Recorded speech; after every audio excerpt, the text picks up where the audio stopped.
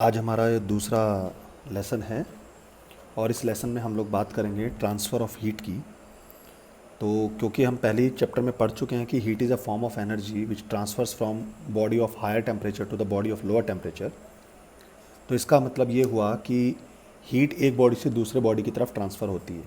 तो वो तीन तरीके से ट्रांसफ़र हो सकती है और वो तीनों मेथड है हमारे पास, कंडक्शन, कन्वेक्शन और रेडिएशन। तो तीनों के बीच में क्या क्या डिफरेंसेस और क्या क्या सिमिलैरिटीज़ हैं मैंने यहाँ पे मेंशन कर दी हैं आपको। तो वन बाय वन मैं इनको एक्सप्लेन करता हूँ। सो सबसे पहले बात करते हैं हम कंडक्शन की। कंडक्शन वो प्रोसेस होता है जिसमें मटेरियल पार्टिकल्स का मूवमेंट नहीं होता और एनर्जी एक पॉइंट से दूसरे पॉइंट तक ट्रांसफ़र हो जाती है। सो इसके लिए रिस्पॉन्सिबल है मॉलिक्यूल्स का वाइब्रेशन या उसमें जो फ्री इलेक्ट्रॉन्स प्रेजेंट होते हैं। तो इसलिए जो कंडक्शन फिनोमिना है ये उन्हीं मटेरियल्स में मिलेगा जिनके पास मॉलिक्यूल्स का वाइब्रेशन पॉसिबल हो या जिनके पास फ्री इलेक्ट्रॉन्स अवेलेबल हो, और वो होता है सॉलिड्स। तो इसीलिए कंडक्शन फिनोमिना सिर्फ और सिर्फ सॉलिड्स में ऑब्जर्व होता है। मरकरी एक एक्सेप्शनल केस है जिसमें कंडक्शन फिनोमिना ऑब्जर्व होता है। तो कंडक्शन फिनोमिना होने के लिए रिस्पॉन्सिबल है ट्रांसफ़र ऑफ टेम्परेचर डिफरेंस। सो अगर टेम्परेचर डिफरेंस है तो वहाँ पर हमारे पास कंडक्शन फिनोमिना ऑब्जर्व होता है। दूसरा आता है हमारे पास कन्वेक्शन। कन्वेक्शन फिनोमिना में मॉलिक्यूल्स का एक्चुअल मूवमेंट होता है। जैसे वाटर को जब हम बॉयल करते हैं तो क्या होता है कि जो लोअर लेयर होती है वो हीट के कांटेक्ट में आती है तो उसके मॉलिक्यूल्स के पास एनर्जी आती है और उनकी डेंसिटी रिड्यूस होती है तो वो ऊपर चले जाते हैं और ऊपर जो हायर डेंसिटी के मॉलिक्यूल्स है वो नीचे आ जाते हैं। और ये प्रोसेस तब तक चलता रहता है जब तक वो मॉलिक्यूल इस तरीके से शफल होते रहते हैं जब तक सभी मॉलिक्यूल्स के पास इक्वल एनर्जीज ना आ जाए। जब उनके पास इक्वल एनर्जीज आ जाती है तो ये मूवमेंट बंद हो जाता है, तो उसके बाद का हमारे पास नेक्स्ट स्टेज शुरू हो जाती है। सो this is the convection phenomena. तो बेसिकली कन्वेक्शन में डेंसिटी का डिफरेंस होता है, तो हीट का ट्रांसफर डेंसिटी के वेरिएशन की वजह से क्रिएट होता है और इसमें मॉलिक्यूल्स का एक्चुअल मूवमेंट होता है। और कन्वेक्शन फिनोमिना फ्लूइड्स में ऑब्जर्व होता है। कंडक्शन और कन्वेक्शन दोनों के दोनों स्लो फिनोमिना है, काफ़ी टाइम लगता है इनको प्रोसेस होने में। और दूसरा, इनका जो पाथ होता है ट्रांसफ़र ऑफ हीट का, दैट इज़ इर्रेगुलर पाथ। तीसरा हमारे पास है radiation. Radiation is the fastest way of transmission of heat. इसके लिए किसी भी तरह के मीडियम की रिक्वायरमेंट नहीं होती। अगर एक जगह से दूसरी जगह पर हीट का ट्रांसफ़र होना है तो उसके बीच में अगर कोई मीडियम है भी तो उसको अफेक्ट किए बिना ही वो हमारे पास हीट ट्रांसफ़र हो जाती है। एग्जाम्पल आपके सामने है, सन से हीट अर्थ तक आती है, बीच के मीडियम पे कोई इफेक्ट नहीं पड़ता। सो मीडियम हो या ना हो उससे कोई फ़र्क नहीं पड़ता रेडिएशन के लिए। दूसरा, ये एक तरह का इलेक्ट्रोमैग्नेटिक रेडिएशन है, सो इसलिए लाइट की स्पीड से ट्रैवल करते हैं, इसलिए इसलिए फास्टेस्ट ट्रांसफ़र ऑफ हीट हुआ। अब क्योंकि लाइट के सारे फिनोमिना रेडिएशन के पास होंगे तो लगभग लगभग इसका पाथ भी हमेशा स्ट्रेट लाइन ही होता है। क्लियर? और मैं ये नहीं कह सकता कि ये सॉलिड्स में होगा, लिक्विड्स में होगा, गैसेज में होगा, सब जगह अवेलेबल, क्योंकि मीडियम की रिक्वायरमेंट ही नहीं होती इसमें। So these are the basic fundamental nature of three different types of processes of transfer of heat: conduction, convection and radiation. सबसे पहले हम बात करते हैं कंडक्शन। तो कंडक्शन, जैसे मैंने आपको बता दिया कि कंडक्शन सिर्फ और सिर्फ सॉलिड्स में होता है और इनके लिए रिस्पॉन्सिबल है हमारे पास टेम्परेचर डिफरेंस। तो मैं एक ऑब्जेक्ट कंसिडर कर लेता हूँ कि सपोज़ मेरे पास ये एक क्यूबॉइड है, इसकी एक सरफेस हमारे पास ये है और एक सरफेस ये है, और इस सरफेस का जो क्रॉस सेक्शन एरिया है पूरे क्यूबॉइड का वो सेम है, और यहाँ से हीट ट्रांसफ़र होगी, क्यू हीट मैंने यहाँ से दी है। Suppose the temperature of this end is θ1 and the temperature of this end is θ2 and the length of this conductor is L। So ये हीट इस एंड θ1 से θ2 टेम्परेचर तक तब तक ट्रांसफ़र होगी जब तक कि दोनों तरफ टेम्परेचर बराबर ना हो जाए। सो ये हीट आएगी यहाँ से और यही हीट यहाँ से बाहर चली जाएगी। मान लीजिए इस हीट को यहाँ से यहाँ तक पहुँचने में T टाइम लगता है, T सेकेंड्स लगते हैं इसको। सो एक्सपेरिमेंटली ये ऑब्जर्व हुआ कि the rate of flow of this heat means this Q upon T is directly proportional to the area of cross section and the temperature difference and inversely proportional to the separation between the two layers first layer θ1 and the second layer θ2. Clear. जब proportionality का sign मैं हटाता हूँ, so this Q upon T is equals to KA θ1 minus θ2 upon L. यहाँ पर K एक proportionality constant है और इस प्रोपोर्शनैलिटी कांस्टेंट को क्या बोलते हैं हम? Thermal conductivity. This is called thermal conductivity. ये थर्मल कंडक्टिविटी किसी भी मटेरियल की एबिलिटी को बताता है कि उसमें हीट का कंडक्शन कैसा होगा. जिसकी थर्मल कंडक्टिविटी जितनी ज़्यादा होगी उसमें हीट का कंडक्शन उतना ही बेटर होगा, उतना ही फास्ट होगा. जैसे अगर मैं बात करता हूँ सिल्वर की बात करता हूँ, तो सिल्वर की कंडक्टिविटी सबसे ज़्यादा होती है थर्मल कंडक्टिविटी, और फ्रियॉन की थर्मल कंडक्टिविटी सबसे कम होती है. तो इसका मतलब ये हुआ कि मटेरियल्स की जो थर्मल कंडक्टिविटी होती है वो मटेरियल के नेचर पर डिपेंड करती है. इसकी जो यूनिट होती है वो होती है जूल पर सेकेंड पर मीटर केल्विन इनवर्स. क्लियर. इसका डायमेंशनल फार्मूला होता है mL-T-3 θ-1. तो जैसे मैंने अभी बताया कि सबसे ज़्यादा किसकी होती है हमारे पास? सिल्वर की होती है. उसके बाद हमारे पास कॉपर, फिर हमारे पास गोल्ड, फिर हमारे पास एल्यूमिनियम. ये हमारे पास कुछ ऑर्डर होता है थर्मल कंडक्टिविटी का. और जो फ्रियॉन होता है, फ्रियॉन का फॉर्मूला आप जानते हो, फ्रियॉन CCl2F2 डाइक्लोरो डाइफ्लोरो इथेन. तो इसकी थर्मल कंडक्टिविटी सबसे कम होती है. तो आई थिंक शायद 0.008 वॉट पर मिली केल्विन यही होती है शायद. तो यही होता है. क्लियर. अगर आपके पास कोई परफेक्ट कंडक्टर है तो इसका मतलब ये हुआ कि उसमें इनफाइनाइट रेट से फ्लो हो सकती है. तो उसकी जो थर्मल कंडक्टिविटी होगी वो इन्फिनिटी होगी. किसकी? परफेक्ट कंडक्टर के लिए. और अगर हमारे पास कोई परफेक्ट बैड कंडक्टर है, यानी परफेक्ट इंसुलेटर है हमारे पास, तो उसके लिए K की वैल्यू कितनी होनी चाहिए? थर्मल कंडक्टिविटी, उसके लिए इसकी वैल्यू 0 होनी चाहिए. क्लियर. तो फॉर एग्जांपल हमें खाना बनाना है तो हमें कैसा यूटेंसिल यूज़ करना चाहिए? उसके पास दो चीज़ें होनी चाहिए. पहला कि उसकी स्पेसिफिक हीट काफ़ी लो होना चाहिए, हम ऑलरेडी पढ़ चुके हैं, लेकिन उसकी कंडक्टिविटी हाई होनी चाहिए. क्लियर.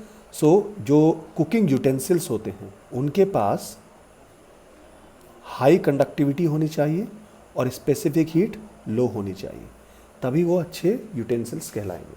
क्लियर हुआ. इस एक्सप्रेशन के अंदर अगर मैं इसको थोड़ा सा और ब्रॉड करता हूँ तो ये हमारे पास θ1 माइनस θ2 जो है, एक तरह से अगर इसको मैं रेट से एक्सप्लेन करूँ तो इस rate of flow of heat को मैं कॉल करता हूँ H. This is called the rate of flow of heat, rate of heat flow. और रेट ऑफ हीट फ्लो को हम अगर मैं हीट को मैं चार्ज की तरह कंसिडर करूं तो बेसिकली ये हीट करंट की तरह ट्रीट करेगा. तो ओम्स लॉ की कुछ कुछ सिचुएशंस यहाँ पे वैलिड होती हैं. जैसे जो हमारे पास चार्ज का रोल था उसको यहाँ पे एज्यूम करो हीट, जो वहाँ पर वोल्टेज था वो यहाँ पर एज्यूम करो टेम्परेचर. क्लियर. जो वहाँ पर करंट था उसको यहाँ पर हम यूज़ करेंगे Q upon T, that is H, heat current. तो इससे मैं बहुत सारे ऐसे ऐसे फार्मूले बनाऊंगा जो आपको काफ़ी हेल्प करेंगे न्यूमेरिकल्स को सॉल्व करने में. क्लियर हुआ. चलिए अब आगे चलते हैं. Steady state.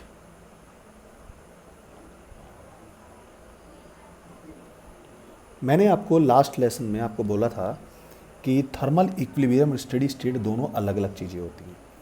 थर्मल इक्विलिब्रियम वो स्टेट होती है जहाँ पर किसी सब्सटेंस या किसी मटेरियल के जितने भी पार्टिकल्स हैं, जितने भी पॉइंट्स हैं, जितनी भी पोजीशंस हैं, वो सब के सब सेम टेम्परेचर कैरी करती हैं. उसमें हीट का फ्लो नहीं हो सकता. लेकिन स्टेडी स्टेट में हीट का फ्लो होता है.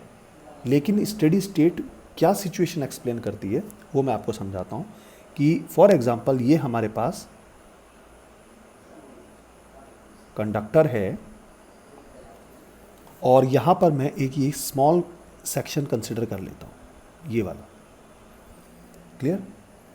तो किसी भी पोजीशन पर, मान लीजिए यहाँ से इसकी जो पोजीशन है वो x है, किसी भी पोजीशन पर अगर मैं किसी कंडक्टर का कोई क्रॉस सेक्शन लेता हूँ और वहाँ पर टेम्परेचर हमेशा कांस्टेंट रहे टाइम के साथ, तो इस केस में हम ये बोलेंगे स्लैब स्टेडी स्टेट में है। इसको मैं समझाता हूँ किस तरीके से। यहाँ पर टेम्परेचर है θ1, यहाँ पर टेम्परेचर है θ2। अब यहाँ से हीट फ्लो करनी शुरू हुई। ये टेम्परेचर दोनों डिफरेंट ही हैं। जब तक ये दोनों टेम्परेचर बराबर नहीं होंगे तब तक थर्मल इक्विलिब्रियम नहीं आएगा। लेकिन ये स्टेडी स्टेट हो सकता है। कैसे? अगर इस क्रॉस सेक्शन पे टाइम के साथ टेम्परेचर नहीं बदल रहा है, यहाँ का टेम्परेचर अगर थीटा है और वो बदल ही नहीं रहा, हीट इस तरीके से फ्लो हो रही है कि जब भी हीट इस पॉइंट से फ्लो करे इस क्रॉस सेक्शन का टेम्परेचर थीटा ही रहे। तो अगर ये टेम्परेचर थीटा है और हीट का फ्लो होता जा रहा है तो हम ये बोलेंगे कि ये जो हमारे पास मटेरियल है, ये जो सब्सटेंस है, ये स्टेडी स्टेट में है। तो स्टेडी स्टेट को आप कंफ्यूज मत करना कि ये थर्मल इक्विलिब्रियम होगा। थर्मल इक्विलिब्रियम में हर पोजीशन पर टेम्परेचर सेम होगा। यानी अगर ये θ1 है तो ये भी θ1 होना चाहिए, ये भी θ1 होना चाहिए। This is the thermal equilibrium. लेकिन स्टेडी स्टेट में ये टेम्परेचर इक्वल होना जरूरी नहीं है। टेम्परेचर डिफरेंट हो सकता है, लेकिन किसी एक पॉइंट पर टाइम के साथ टेम्परेचर नहीं बदलता है। This is called the steady state. Clear? Thermal conduction के बहुत सारे एग्जाम्पल्स हमारे डेली लाइफ में होते हैं। जैसे विंटर्स में हम लोग जो आयरन की जो चेयर होती है, जब आप उसको टच करते हो वो ज़्यादा आपको कोल्ड फील कराती है, और अगर वुडन चेयर्स को टच करते हो वो आपको इतनी कोल्ड फील नहीं कराती है। तो क्यों? क्योंकि वुडन के जो थर्मल कंडक्टिविटी होती है वो कम होती है, मेटल की थर्मल कंडक्टिविटी ज़्यादा होती है, तो इसलिए उसमें हीट का फ्लो तेज़ी से होता है और आपको वो जल्दी ठंडी हो जाती है। कुकिंग यूटेंसिल्स का मैंने अभी आपको बोला कि वो एल्यूमिनियम के बनाए जाते हैं या ब्रास के बनाए जाते हैं, या जबकि उनका जो हैंडल होता है वो वुड का बनाया जाता है। क्यों? ताकि आपके हाथ ना जलें, क्योंकि हीट का ट्रांसफ़र जल्दी से ना हो। ठीक है। आइस को मेल्टिंग होने से बचाने के लिए गनी बैग्स के अंदर रखते हैं। बहुत सारे एग्जांपल्स है। क्विल्ट यूज़ करते हैं विंटर्स के अंदर। ठीक है। बर्ड्स जो होती हैं वो अपने आप को थोड़ा सा स्वेल करा लेती है जब विंटर्स होता है। क्यों स्वेल करा लेती है? क्योंकि फेदर से भर देती है वो अपने आप को, ताकि उनको ठंड ना लगे। ठीक है। आपके पास अगर ठंड लग रही है और आपके पास ब्लैंकेट नहीं है, तो आप दो पतली पतली चादर लेके भी अगर डबल करके उनको यूज़ करेंगे तो आपको बेटर फील होगा। क्यों? क्योंकि उन दोनों के बीच में एयर है, वो एयर इंसुलेटरी तरह ट्रीट करेगी और आपको वो टेम्परेचर वेरिएशन इंसुलेटरी तरह काम करती है। क्लियर हुआ?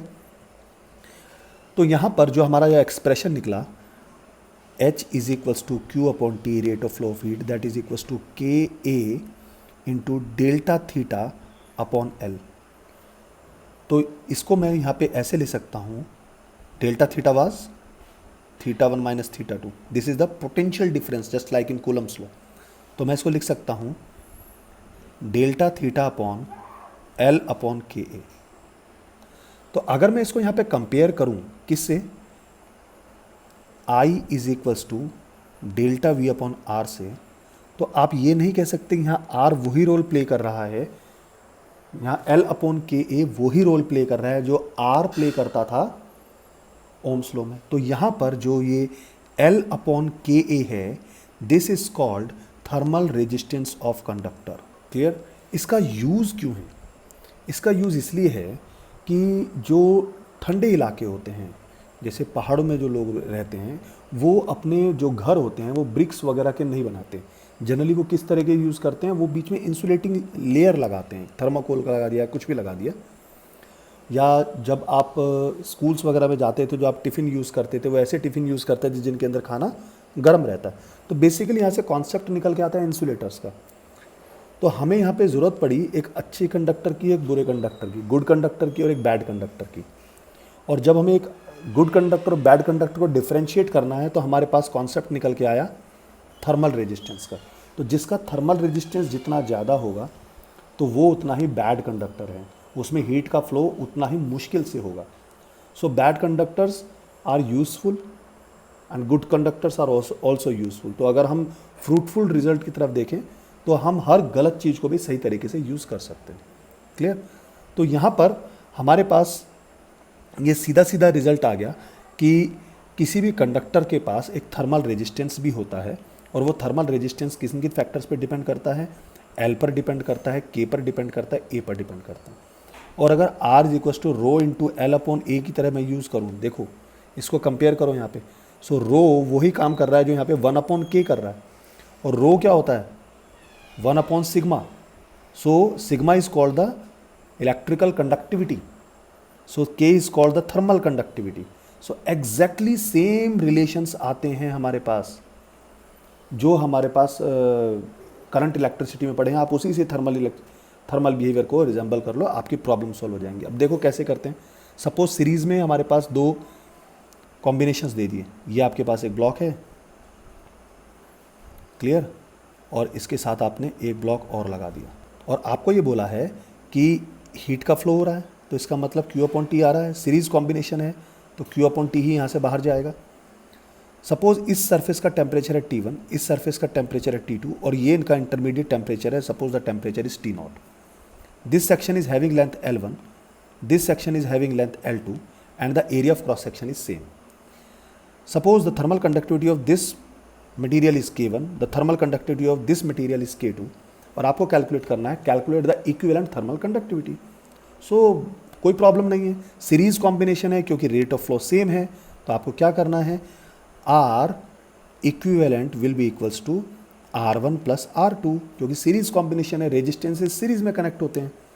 तो इक्विवेलेंट रेजिस्टेंस कितना हो जाएगा, देखिए यहीं से लगाइए, L अपॉन KA। सो L कितना हो जाएगा, L1 plus L2 upon K equivalent, area उतना ही रहेगा, R1 हो जाएगा L1 अपॉन K1A, R2 हो जाएगा L2 upon K2A। That's all, problem आपकी सॉल्व हो गई। अब आप इसको सॉल्व कीजिए, सॉल्व करने से आपको K इक्विवेलेंट की वैल्यू मिल जाएगी, और जब K इक्विवेलेंट की वैल्यू निकालोगे तो ये आएगी आपके पास L1 plus L2 upon L1 upon K1 plus L2 upon K2। This is the equivalent thermal conductivity in series combination. तो बेसिकली ये सीधा सीधा इस तरीके से ही काम करने लगा। ये रेजिस्टेंस R1 है, ये रेजिस्टेंस R2 है, ये वोल्टेज V1 है, ये वोल्टेज V2 है, and this is the common voltage V0। तो जिस तरह हम वहाँ पे ओम्स लॉ अप्लाई करते थे उसी तरीके से यहाँ पर भी अप्लाई करेंगे। क्लियर। सो ऐसे ही अगर एक केस ले लेते हैं हम पैरेलल कॉम्बिनेशन का, तो पैरेलल कॉम्बिनेशन में भी हम इसी तरीके से यूज़ करेंगे। सपोज आपके पास दो स्लैब हैं, ये एक स्लैब है आपके पास, और इसी के साथ आपने एक स्लैब और कनेक्ट कर दिया। This is the parallel combination. Let this is having the thermal conductivity K1, this one is having thermal conductivity K2। तो अगर यहाँ से जो हीट का फ्लो हो रहा है H, तो वो हीट दोनों हिस्सों में अलग अलग जाएगी। Suppose this section is having heat H1, this section is having heat H2, तो ये ऐड होके वापस फिर H ही आएगी। तो यहाँ पे एक तरह से आपका जंक्शन रूल भी अप्लाई हो जाएगा, आप ये भी अप्लाई कर सकते हैं यहाँ पे। इस सेक्शन का क्रॉस सेक्शनल एरिया आपने A1 एज्यूम किया, इधर का cross sectional area A2 assume किया। तो ये जो कॉम्बिनेशन है, ये कॉम्बिनेशन इस तरीके से ट्रीट करेगा कि यहाँ से हमारे पास एक रेजिस्टेंस ये इस तरीके से आ गया, एक रेजिस्टेंस ये इस तरीके से आ गया, ये हमारे पास H फ्लो कर रहा है, ये हमारे पास टेम्परेचर θ1 हो गया, ये वाला सरफेस टेम्परेचर θ2 हो गया। तो ऑब्वियस सी बात है कि यहाँ पर अगर रेजिस्टेंस R1 रेजिस्टेंस R2 है, तो 1 upon R will be equals to 1 upon R1 plus 1 upon R2 अगर मैं करता हूँ तो R1 कितना हो जाएगा, R1 इज इक्वल्स टू आपका हो जाएगा L अपॉन K1 A1, और R2 हो जाएगा हमारे पास L अपॉन K2 A2, क्योंकि लेंथ सेम है, यहाँ पर एरिया चेंज हो रहा है और K चेंज हो रहा है। So 1 upon R equivalent will be equals to, ये हो जाएगा K1 A1 upon L plus K2 A2 upon L। और R इक्विवेलेंट अगर मुझे निकालना है तो R इक्विवेलेंट हो जाएगा हमारे पास, लेंथ सेम रहेगी, K1 की जगह K इक्विवेलेंट आ जाएगा, और एरिया इन दोनों का ऐड हो जाएगा, तो ये हो जाएगा A1 प्लस A2। तो ये वैल्यू जब यहाँ पुट करता हूँ तो ये हो जाएगा K equivalent A1 plus A2 upon L, that is equals to K1 A1 upon L plus K2 A2 upon L। Solve करने के बाद K equivalent is equals to how much, K1 A1 plus K2 A2 upon K1 plus K2। This is the expression for equivalent conductivity for parallel combination. Clear. कि suppose आपको एक situation दी हुई है कि 3 identical rods हैं वो इस तरीके से कॉम्बिनेशन में कनेक्टेड है। इस वाली सेक्शन का टेम्परेचर हमारे पास 12 डिग्री सेल्सियस है, ये वाली रॉड एल्यूमिनियम की है, ये वाली रॉड स्टील की है और ये वाली रॉड कॉपर की है। इस सेक्शन का टेम्परेचर हमारे पास 50 डिग्री सेल्सियस है और इस सेक्शन का टेम्परेचर 4 डिग्री सेल्सियस है। क्लियर? तीनों रॉड की जो लेंथ है वो इक्वल है और वो लेंथ हमारे पास दे रखी है 1 मीटर, और तीनों रॉड का जो क्रॉस सेक्शनल एरिया है वो भी सेम है, वो दिया हुआ है 1 सेंटीमीटर स्क्वायर। और तीनों में मटेरियल अलग अलग है और तीनों के लिए थर्मल कंडक्टिविटी दी हुई है। थर्मल कंडक्टिविटी ऑफ एल्यूमिनियम आपको दिया है 400 watt per metre kelvin. Thermal conductivity of copper is this is 400। Thermal conductivity of aluminium आपको कितना दिया है? 200 वाट पर मीटर केल्विन। और थर्मल कंडक्टिविटी ऑफ स्टील आपको जो दिया है that is 50 watt per metre kelvin. Clear? और आपको कैलकुलेट करना है कि जो ये जंक्शन है इस जंक्शन का टेम्परेचर कितना होगा। देखिए कई तरीके हैं इसको सॉल्व करने के। एक तरीका ये है, आप तीनों का रेजिस्टेंस अलग अलग निकालिए। एल्यूमिनियम वाले सेक्शन का रेजिस्टेंस कितना होगा, कॉपर वाले सेक्शन का रेजिस्टेंस कितना होगा और इस वाले सेक्शन का रेजिस्टेंस कितना होगा, और तीनों को अप्लाई करके आप सॉल्व कर दीजिए। देखिए इसको कैसे सॉल्व करेंगे। अगर मैं यहाँ पर जंक्शन रूल लगाता हूँ तो अगर मैं एज्यूम करता हूँ कि ये 50 डिग्री सेल्सियस का मतलब है हाईएस्ट वोल्टेज, तो करंट हमारे पास इस तरीके से फ्लो करेगा। सपोज़ यहाँ से H करंट आता है तो वो करंट यहाँ पर 2 पार्ट में डिवाइड हो जाएगा। यहाँ पर करंट हो जाएगा H1, इस सेक्शन में करंट हो जाएगा H2। तो अगर मैं यहाँ पर जंक्शन रूल अप्लाई करता हूँ, so this H is equals to H1 plus H2। Junction rule apply कर दिया। H is current, current is potential difference upon resistance. तो पोटेंशियल डिफरेंस कितना हो गया? 50 minus theta upon resistance of steel, और resistance क्या होता है? L upon K of steel into area, that is equals to H1 is theta minus 12 degree celsius upon length same है K of aluminium into area of cross section plus theta minus 4 degree celsius upon length same है K for copper into area. Is that clear? आप इसको solve कीजिए, solve करने के बाद आपको theta की वैल्यू मिल जाएगी। कैसे सॉल्व करेंगे इसको? देखिए L अपॉन A अगर मैं कॉमन लेता हूँ सब जगह से कैंसिल हो जाएगा, तो K ऊपर चला जाएगा मल्टीप्लाई होके। So K of steel into 50 minus theta that is equals to K of aluminium theta minus 12 plus K of copper theta minus 4। So आप इनकी वैल्यू पुट कर दीजिए। स्टील के लिए वैल्यू कितना दिया है हमारे पास? 50 into 50 minus theta that is equals to aluminium 200 into theta minus 12 plus 400 into theta minus 4। 50 से पूरी इक्वेशन को डिवाइड किया जा सकता है, तो अगर 50 से डिवाइड करता हूँ तो ये हो जाएगा 50 minus theta that is equals to 4 times of theta minus 12 plus 8 times of theta minus 4। 54 जा 200 एंड 58 जा 400। क्लियर? सो मैं लिखता हूँ इसको 50 minus theta that is equals to 4 theta minus 48 plus 8 theta minus 32। तो थीटा वाले टर्म एक तरफ ले लेते हैं। 4 थीटा प्लस 8 थीटा 12 थीटा, और ये थीटा उधर जाएगा 13 theta that is equals to 50 plus 48 plus 32। तो ऐड करेंगे तो कितना हो जाएगा? 130। So it means this theta is equals to 130 upon 13 that is equals to 10 degree celsius. This is your answer. इस तरीके से हम इसको कैलकुलेट करते हैं कि कॉमन का टेम्परेचर आपके पास आ गया।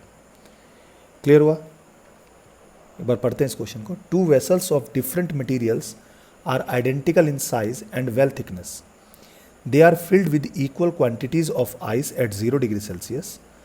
If the ice melts completely in 10 and 25 minutes respectively, then compare the coefficient of thermal conductivities of the material of the vessels. तो क्वेश्चन को समझिए क्या कह रहा है कि आपके पास दो वेसल्स है डिफरेंट मटेरियल्स के, उनका साइज आइडेंटिकल है और वॉल थिकनेस आइडेंटिकल है। इट मीन्स कि उनका एरिया वगैरह, लेंथ और एरिया दोनों इक्वल हो गए। अब वो क्या बोल रहा है उसमें दोनों के अंदर इक्वल क्वांटिटी फिल की है उसने आइस की 0 डिग्री सेल्सियस पे। अब एक में जो आइस मेल्ट होती है वो 10 मिनट में होती है, दूसरे में 25 मिनट में आइस मेल्ट हो रही है। तो बताइए कि थर्मल कंडक्टिविटी दोनों की क्या क्या होगी, क्योंकि हीट तो एक साथ फ्लो कराई हमने, क्लियर, एक साथ उनको मेल्ट कराना शुरू किया, लेकिन एक 10 मिनट में मेल्ट हो गई, एक 25 मिनट में मेल्ट हुई। इसका मतलब दोनों का थर्मल कंडक्टिविटी अलग अलग है। तो मान लीजिए ये हमारे पास एक कंटेनर था, ये हमारे पास एक दूसरा कंटेनर है। इस कंटेनर की थर्मल कंडक्टिविटी K1 मान लेते हैं, इसकी थर्मल कंडक्टिविटी K2 मान लेते हैं। इनके लिए लेंथ और एरिया ऑफ क्रॉस सेक्शन दोनों के लिए बराबर ही है। मान लीजिए ये वाला T1 टाइम के अंदर मेल्ट होता है और इस वाले में आइस T2 टाइम के अंदर मेल्ट होती है। तो क्योंकि Q सेम है तो पहले के लिए हो जाएगा K1 A θ1 minus θ2 into T upon L, क्योंकि मेरे पास फॉर्मूला क्या था, Q अपॉन T के लिए था ना, तो मैं T को उधर ले गया। So that should be equals to K2A θ1 minus θ2 into T2 upon L, क्योंकि दोनों को ही मेल्ट किया तो दोनों के लिए ये चीज़ सेम हुई। तो यहाँ से देखिए आपके लिए कितना इजी हो गया। जब इसको आपने सॉल्व किया तो सीधा सा हमारा रिलेशन बना K1 T1 that is equals to K2 T2। So therefore K1 upon K2 that is equals to T2 upon T1। So T2 is how much? 25. T1 is how much? 10. So your answer is 5/2. This is your answer. Our next topic is convection. So convection मैं आपको बता चुका हूँ already. Convection के लिए medium की requirement होती है और ये एक ऐसा प्रोसेस है जिसमें हीट का ट्रांसफ़र एक जगह से दूसरी जगह तक एक्चुअल मोमेंट ऑफ मॉलिक्यूल्स की वजह से होता है। ये फ्लूइड्स के अंदर ऑब्जर्व होता है और ये कन्वेक्शन दो तरीके का हो सकता है। एक होता है हमारे पास नेचुरल कन्वेक्शन, जिसको हम फ्री कन्वेक्शन भी कहते हैं, और एक होता है हमारे पास फोर्स्ड कन्वेक्शन। फोर्स्ड कन्वेक्शन का एग्जांपल क्या होता है? फोर्स कन्वेक्शन तब होता है जब हम किसी ब्लोअर वगैरह की हेल्प से या किसी एक्सटर्नल पंप की वजह से कन्वेक्शन को अटेम्प्ट कराते हैं। जैसे हमारी बॉडी है, हमारी बॉडी का टेम्परेचर रेगुलेट करने के लिए जो हमारा हार्ट होता है that behaves as a pump, तो वो पंप की तरह बिहेव करता है और पूरे ब्लड को सर्कुलेट करता है हमारी बॉडी के अंदर। सो फ्लूइड है, फ्लूइड को सर्कुलेट कर रहा है, पंपिंग के थ्रू कर रहे हैं, तो ये एक तरह से फोर्स्ड कन्वेक्शन का एग्जाम्पल हो गया। दूसरा नेचुरल एग्जाम्पल का नेचुरल कन्वेक्शन का एग्जाम्पल हो गया हमारे वेंटिलेटर्स। घरों में वेंटिलेटर्स लगे हुए थे, उनको टॉप पे क्यों लगाया जाता है? क्योंकि जो हॉट एयर होती है जिसकी डेंसिटी कम हो जाती है तो वो क्या करते हैं, वो ऊपर चले जाते हैं, जो फ्रेश एयर होती है वो अंदर आ जाती है और वो नीचे बैठ जाती है। तो वो एक कन्वेक्शन फिनोमिना होता है हमारे पास पूरा का पूरा। तो जो हमारे पास वेंटिलेटर्स होते हैं वो फ्री या नेचुरल कन्वेक्शन फिनोमिना को सर्टिफाइड। इवन मानसून, जो आपके पास मानसून होता है that is also natural phenomena. Monsoon क्यों आते हैं वो आप सब पढ़ चुके हो already.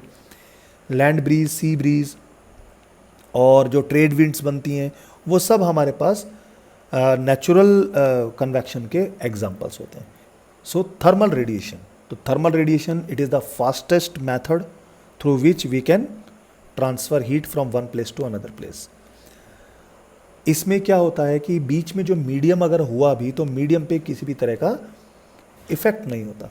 So I can call it like the process of transfer of heat from one place to another place without heating the intervening medium is called radiation. This is the proper definition. तो जब हम vacuum में किसी body को heat करते हैं और उसको जब हम किसी मीडियम में ले आते हैं तो उससे कोई फ़र्क नहीं पड़ने वाला है हमारे पास, ठीक है। फॉर एग्जांपल आपने एक बॉडी को हीट किया और बाद में उसको वैक्यूम में रख दिया, तो जो सराउंडिंग है वैक्यूम को गर्म किए बिना ही वो अपनी हीट का लॉस कर सकती है, क्योंकि रेडिएशन है वहाँ पे। तो हीट को बाहर जाने के लिए ना तो किसी तरह के कंडक्शन की ज़रूरत है, ना किसी तरह के कन्वेक्शन की ज़रूरत है। तो क्योंकि ये रेडिएशन है और हीट का लॉस हो रहा है, इवन मीडियम भी नहीं है, तो आप ये मान के चलेंगे this is because of radiation. Clear? So radiation के कुछ हमारे पास प्रॉपर्टीज़ हैं, जैसे क्योंकि रेडिएशन एक तरह का इलेक्ट्रोमैग्नेटिक वेव का पार्ट है। इलेक्ट्रोमैग्नेटिक वेव में जो विजिबल रीजन होता है हमारे पास, उस विजिबल रीजन के बाद हमारे पास इंफ्रारेड रीजन होता है। This infrared region section is called the heat wave section. So क्योंकि इन इलेक्ट्रोमैग्नेटिक वेव्स के पास जितनी भी प्रॉपर्टीज़ होती हैं वो सारी प्रॉपर्टीज़ थर्मल रेडिएशन लेके आता है अपने साथ। क्लियर? जैसे ये लाइट की स्पीड से ट्रैवल करते हैं, ये स्ट्रेट लाइन में ट्रैवल करते हैं, और इनमें पोलराइजेशन भी होता है। क्लियर? इन्वर्स स्क्वायर लॉ को सेटिस्फाई करते हैं, वैक्यूम में भी ट्रैवल कर सकते हैं, रिफ्रैक्शन शो करते हैं। तो ये सारे हमारे पास जितने भी बिहेवियर्स लाइट के होते हैं वो सारे ये सेटिस्फाई करते हैं। हाँ, रेडिएशन सॉलिड्स में भी है, रेडिएशन लिक्विड्स में भी होता है, रेडिएशन गैसेज में भी होता है। कुछ चीज़ें हैं जो इसमें उनको ये डिफ़र करती हैं as compare to electromagnetic waves, जैसे कि वेवलेंथ और फ्रीक्वेंसी। जो थर्मल रेडिएशन की जो वेवलेंथ होती है वो विजिबल रीजन से ज़्यादा होती है, क्योंकि इंफ्रारेड रीजन में आता है ना हमारे पास। तो इसलिए मैं जो थर्मल बिहेवियर है वो हायर वेवलेंथ के होते हैं।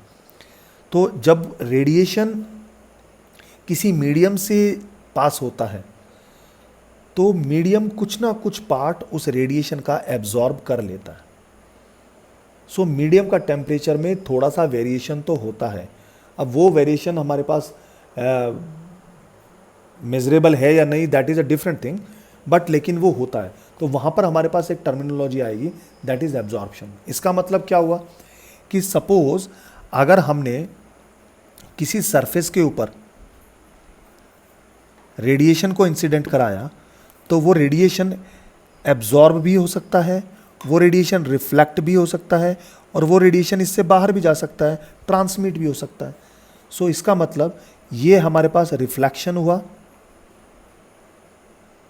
अगर यहां पे हुआ तो ये हमारे पास एब्जॉर्प्शन हुआ,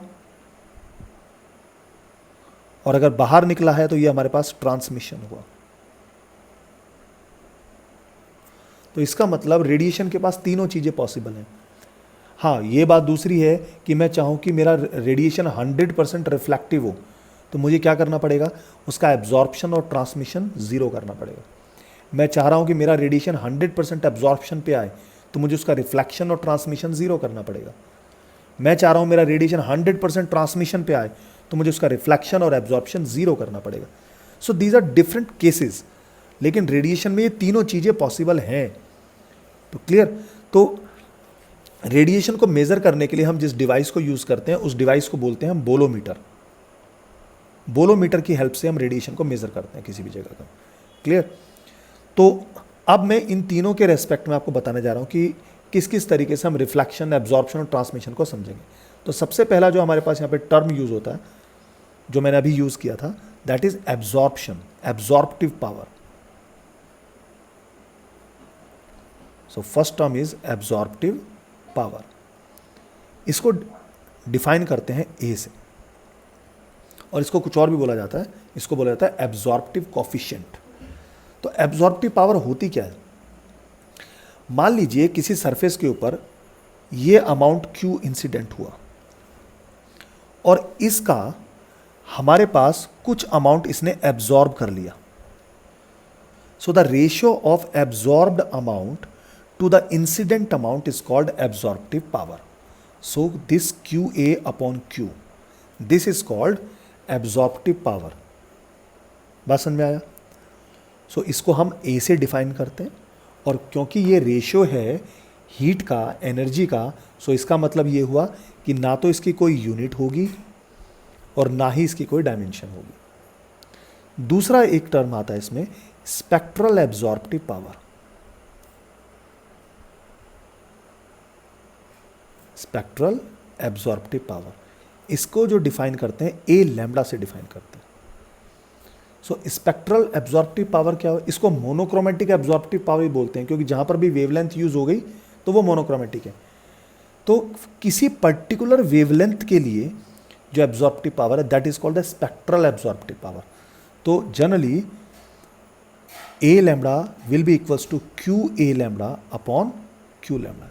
किसी पर्टिकुलर वेवलेंथ के लिए जब मैं absorptive heat absorption to the incident heat जब कैलकुलेट करता हूं then it is called the spectral absorptive power और मोनोक्रोमेटिक एब्जॉर्प्टिव पावर।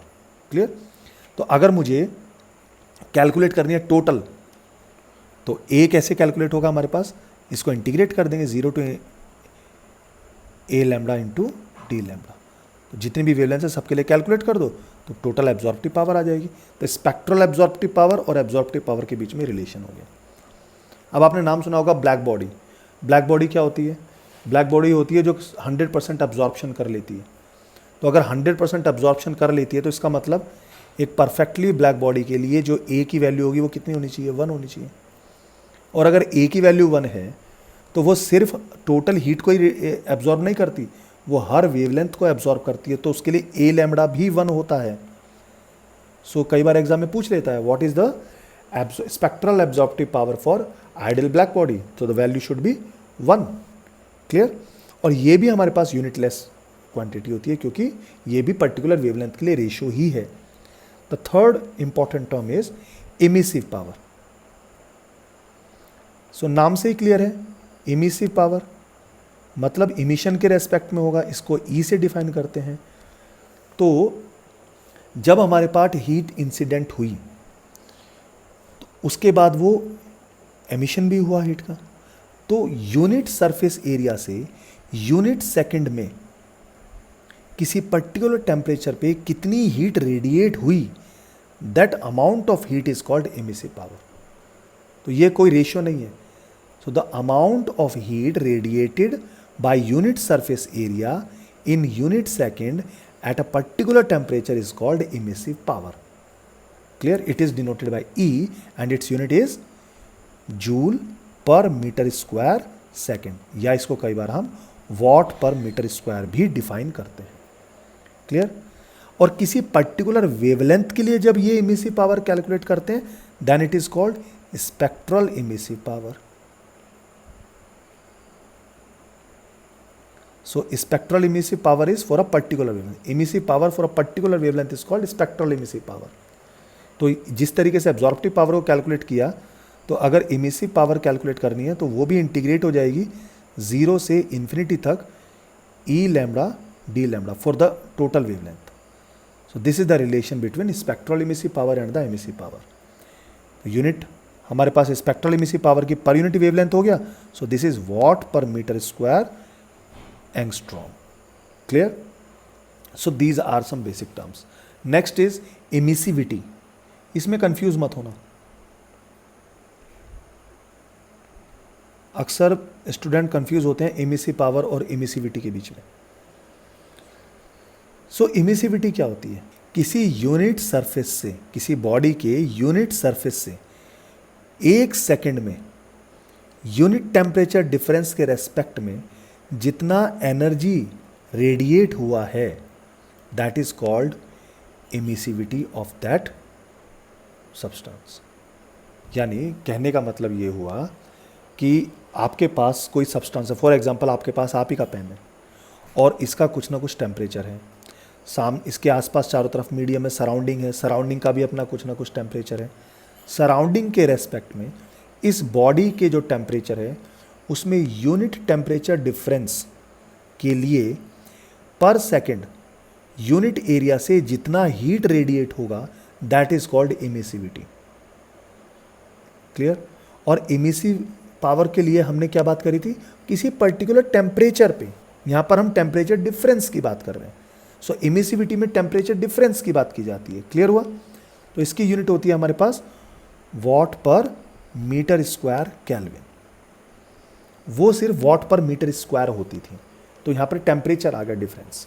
क्लियर? और इसमें एक और टर्म यूज होता है रिलेटिव इमिसिविटी।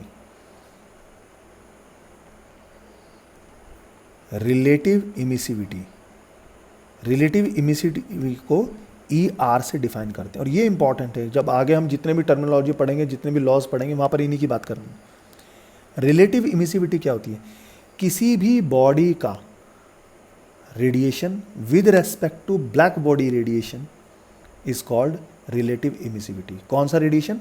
Emitted radiation. कोई बॉडी है, उसने कितना रेडिएशन इमिट किया with respect to the emitted radiation by a black body, that is called relative emissivity. So this is emitted radiation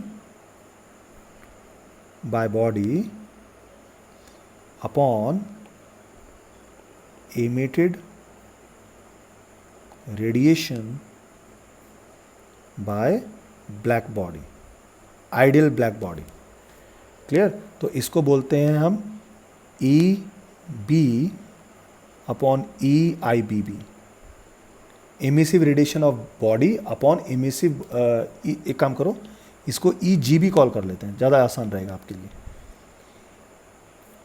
emitted radiation by general body with respect to the emissive radiation by ideal black body. तो इसकी भी कोई unit नहीं है क्योंकि ये ratio है, और आइडल ब्लैक बॉडी के लिए जो रेडिएशन होगा वो 100% होगा, जो एब्जॉर्प्शन होगा 100% होगा। तो अगर आइडल ब्लैक बॉडी की बात करता हूँ, उसके लिए रिलेटिव इमिसिविटी की वैल्यू 1 होती है।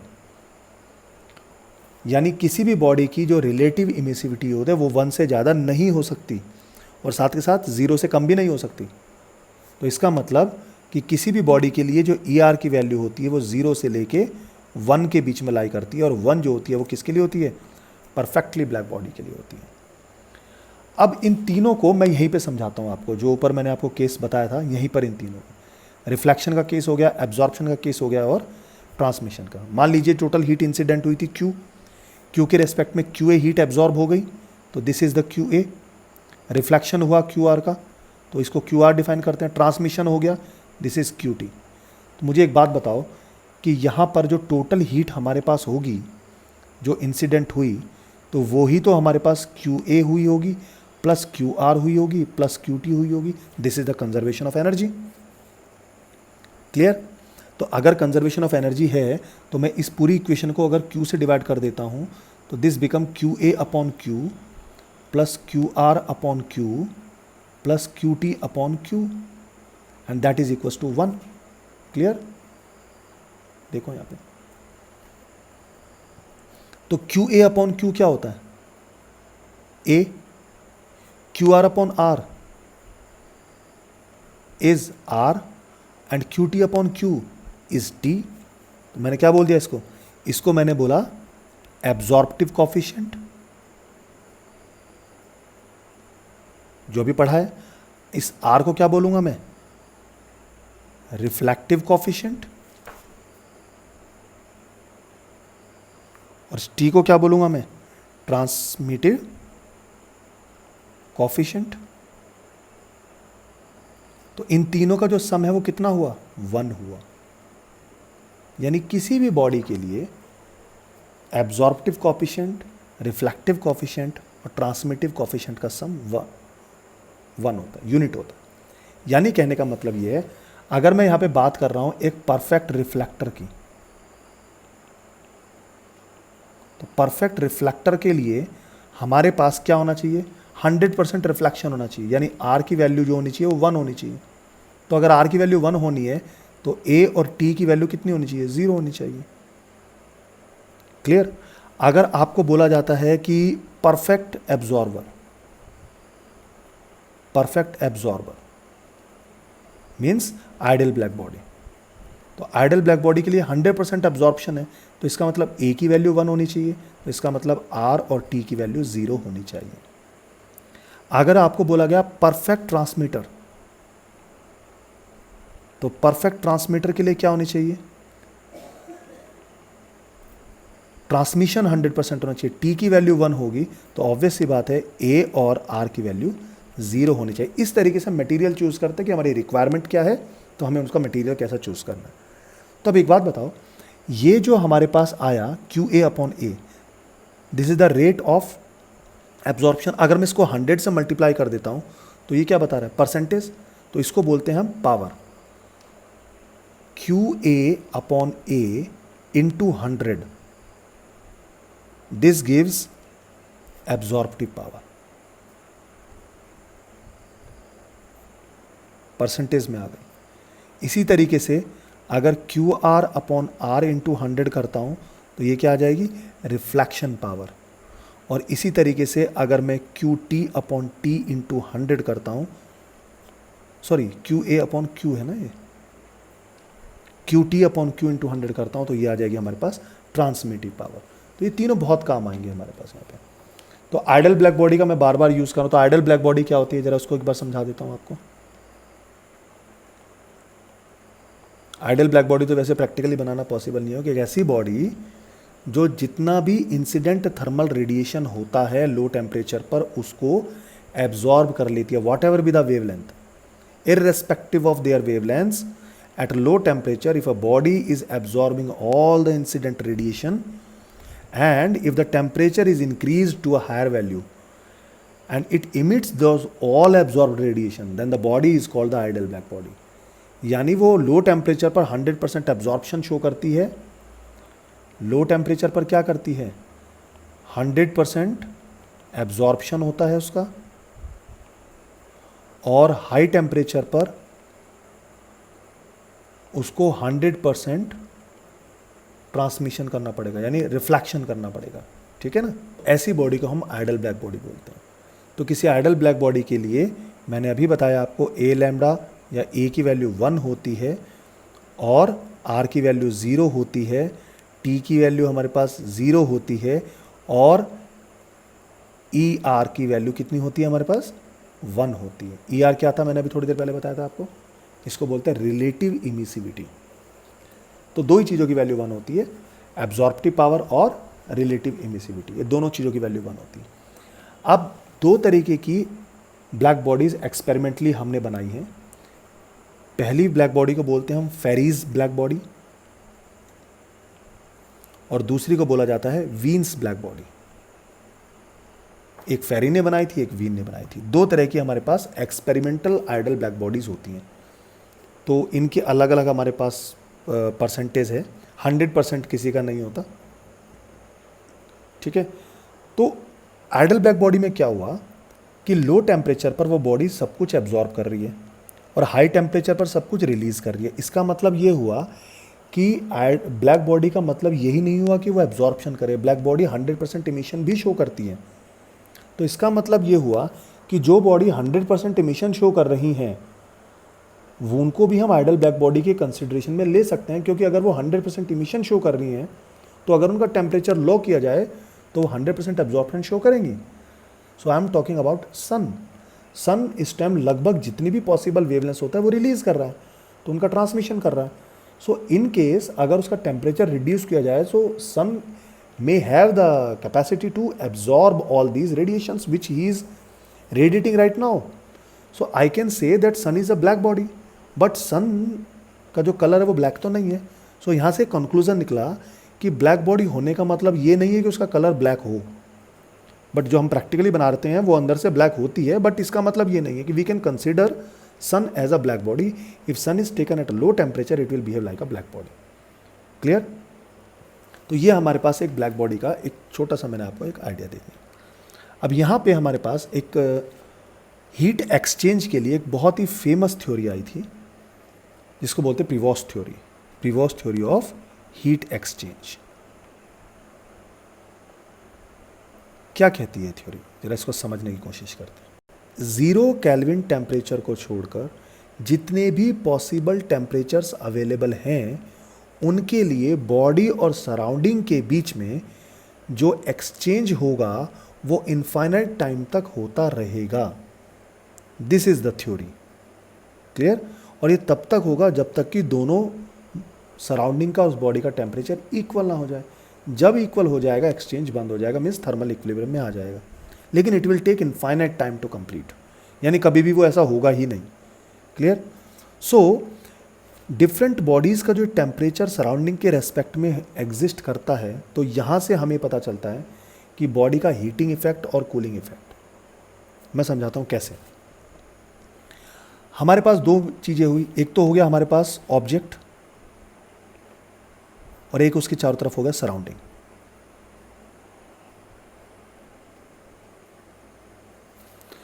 अगर किसी हॉट सराउंडिंग में हमने किसी कोल्ड ऑब्जेक्ट को रख दिया तो क्या होगा हमारे पास? तो जो ऑब्जेक्ट होगा वो हीट होना शुरू हो जाएगा, ठीक है। सो बॉडी का टेम्परेचर इंक्रीज होना शुरू हो जाएगा। This is called the heating effect. If the temperature of object is less than the temperature of surrounding, तो ऑब्जेक्ट हीट होना शुरू हो जाता है। ऐसा क्यों? क्योंकि जो ऑब्जेक्ट है वो कम हीट जो होगी वो रेडिएट करेगी, कम एनर्जी को रेडिएट करेगी, और सराउंडिंग से ज़्यादा एनर्जी को एब्जॉर्ब करेगी। सो एब्जॉर्प्शन ज़्यादा है, रेडिएशन कम है, तो टेम्परेचर बढ़ेगा। दूसरा केस, अगर हमारे पास सराउंडिंग का टेम्परेचर लेस है और ऑब्जेक्ट का टेम्परेचर हाई है, तब क्या होगा? उस केस में बॉडी ज़्यादा हीट एनर्जी रेडिएट करेगी और कम एब्जॉर्ब करेगी, तो इसका मतलब बॉडी का टेम्परेचर रिड्यूस होगा। This is called the cooling effect. Clear? जैसे आप चाय का कप लेके सर्दियों में बाहर बैठ जाओ थोड़ी देर, तो चाय तुरंत ठंडी हो जाती है। This is the cooling effect. और गर्मियों के अंदर आप देखो, आप बकेट को बाहर रख दो थोड़ी देर के लिए, उसका पानी गर्म हो जाता है। This is the heating effect. लेकिन जब सराउंडिंग और ऑब्जेक्ट दोनों का टेम्परेचर बराबर है, तो ऑब्जेक्ट जितना हीट रेडिएट कर रहा है उतना ही सराउंडिंग से एब्जॉर्ब भी कर रहा है।